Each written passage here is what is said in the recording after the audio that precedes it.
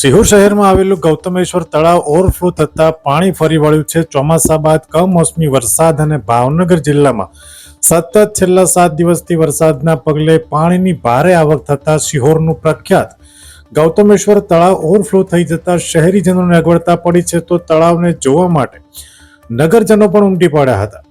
વાવાઝોડાની અસરના પગલે ભાવનગર જિલ્લા સહિત સિહોર શહેર અને પંથકમાં ભારે કમોસમી વરસાદ નોંધાયો છે અને સમગ્ર વિસ્તારમાં ભારે તારાજી જોવા મળી રહી છે, તો સાથે જ ખેડૂતોને પણ ભારે નુકસાન સામે આવી રહ્યું છે। ત્યારે ગૌતમેશ્વર તળાવ ઓવરફ્લો થતા ગામ લોકો તેને જોવા માટે ઉમટી પડ્યા હતા। અહેવાલ ફિરોઝ મલિક, ભાવનગર।